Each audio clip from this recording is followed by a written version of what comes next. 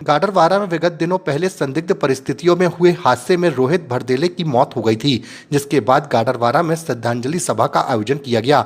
इस सभा में आजाद समाज पार्टी के राष्ट्रीय कोर कमेटी सदस्य दामोदर यादव मंडल और मध्य प्रदेश के प्रदेश अध्यक्ष सत्येंद्र विद्रोही भी पहुंचे। सभा को संबोधित करते हुए दामोदर यादव ने प्रशासन पर गंभीर आरोप लगाते हुए कहा कि रोहित भरदेले की मौत की निष्पक्ष जाँच होनी चाहिए। साथ ही कहा कि मामले की अगर निष्पक्ष जाँच नहीं हुई तो भीम आर्मी और आजाद समाज पार्टी उग्र आंदोलन के लिए बाध्य होंगे, जिसकी पूरी जिम्मेदारी शासन प्रशासन की होगी। अगर रोहित को न्याय नहीं दिया गया तो, और इस परिवार को, जो रंजीत भाई हैं उनके परिवार को न्याय नहीं दिया तो। दूसरी बात, मैं प्रशासन के लोगों से ये सवाल पूछ रहा हूँ, मेरे पत्रकार साथियों, किसी की अनुमति क्यों नहीं देते हैं सभा करने की? क्या कारण है?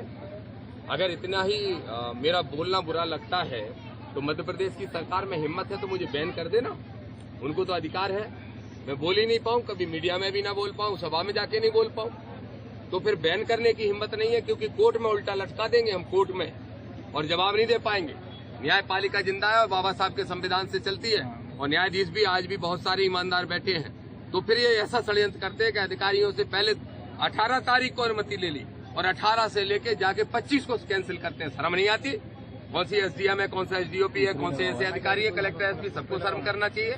इसलिए हमने हाईकोर्ट ग्वालियर में लगवाया है और इंक्वायरी उसमें होगी और सवाल इनसे जरूर पूछा जाएगा कि किस आधार पे आपने अनुमति निरस्त की। जिस तरीके देखा जा रहा है, अगर रोहित भरदेले जी को न्याय नहीं मिलती, आगामी कदम क्या रहेगा? मैंने कहा ना कि आंदोलन करेंगे और उग्र आंदोलन होगा।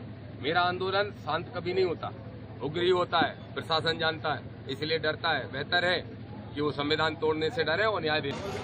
वो सही बोल के गए हैं, जो भी मांगी गई हैं, तो उन मांगों को लेकर के हम स्थानीय प्रशासन के पास जाएंगे और हर जो भी संभव प्रयास होगा वो भीम आर्मी जिला नरसिंहपुर की ओर से किया। इसके पहले भी आप लगे रहे हैं, मैंने सुना है कि आप जेल भी गए हुए, तो वो क्या कारण था? जेल जाने का कारण हमारा परमिशन को लेकर के गए था। परमिशन हम प्रशासन से कार्यक्रम को लेकर के मांग रहे थे, प्रशासन ने हमें उठाकर जेल भेज दिया।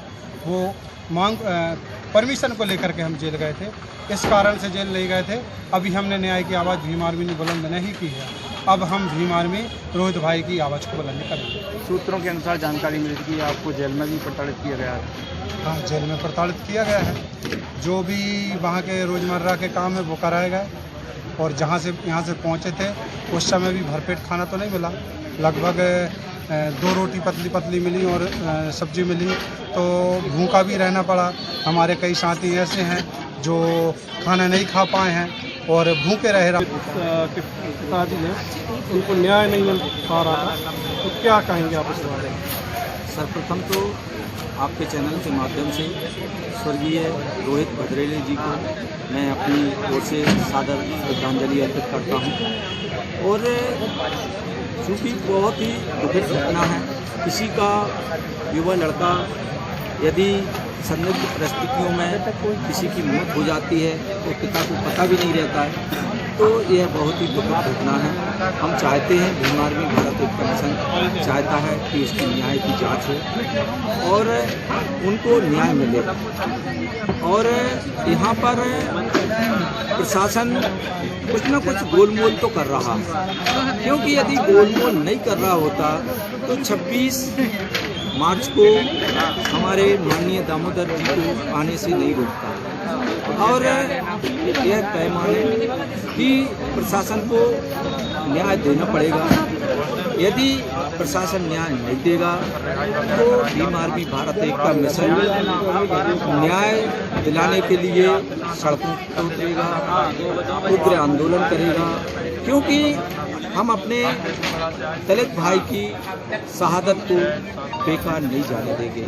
जिसने भी उसके साथ अन्याय किया है उनकी जगह जेल में है, सलाखों में।